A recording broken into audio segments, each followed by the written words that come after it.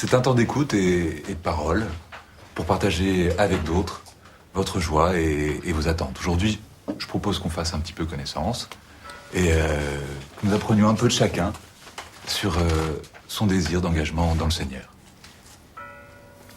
Charlotte, Jean-Marie. Bonjour à tous. Nous, c'est Charlotte et Jean-Marie. On s'est rencontrés à un dîner chez des amis à Saint-Cloud. Bon, c'était un petit peu préparé parce qu'on était célibataires tous les deux. Sauf que lui, il est arrivé en retard et j'ai quand même cru que j'allais passer tout le dîner en face d'une chaise vide.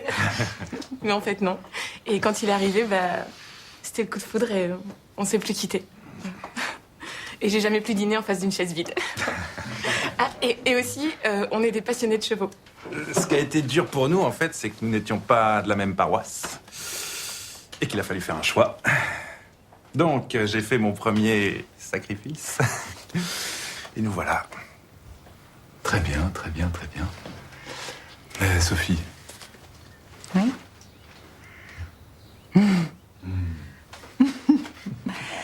Alors, nous, c'est Jean-Marc et Sophie. Voilà. Alors, nous sommes rencontrés... C'est-à-dire que voilà, mon mari Melay, il est tombé, il est mort, je suis veuve. Donc, et j'étais obligée de reprendre sa société, que j'ai découverte être une société un peu particulière, parce que c'était une maison de production de films pour adultes. X pour être précise. Voilà. Donc, Jean-Marc et Ardeur. Acteur porno, si vous préférez. Voilà. Enfin, ex-ardeur. Non, non, il a repris. J'ai Finalement, il a repris. Voilà. Sachez qu'on est passé par des moments très, très durs. Et que même, c'est vrai, encore maintenant, alors qu'on s'aime et qu'on vit ensemble avec mes enfants, ça reste difficile pour moi d'accepter qu'il couche avec d'autres femmes, de le vivre bien. Je croyais avoir évolué. Mais est-ce que c'est bien le lieu pour ce genre de détails? Mais oui, c'est exactement le lieu. C'est vrai, non, Sylvestre? Parce que, finalement, qu'est-ce que la jalousie? À côté du bonheur, de la tendresse et de la force que vous transmet l'homme qui vous aime. Hein? Moi, je suis devenue une autre femme depuis que j'ai rencontré Roy. J'ai du mal à l'appeler Jean-Marc, excusez-moi, parce que son nom de scène, c'est Roy la Poutre. Oui, la poutre. Voilà. Eh ben, c'est vrai que depuis que je suis avec lui, il faut le dire.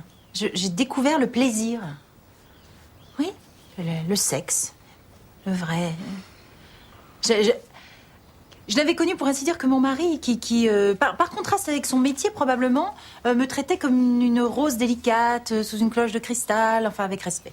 Avant ça, j'avais eu une pauvre aventure au lycée, avec Guillaume Gallienne, d'ailleurs. Celui-là de la Comédie Française? Celui-là, mais tu vois, c'était juste une petite histoire de dépucelage, pas... Voilà. Et puis, vers 16 ans, j'ai sucé vaguement le père Fournius, qu'on était cousins germains, tout ça. Oh, bah bon, pas de quoi écrire à ses parents, hein. Écoute, Sophie, on n'est pas obligé non plus de... Ah bah si, Sylvestre, c'est vrai, non, c'est le lieu de partage, ici on se dit la vérité.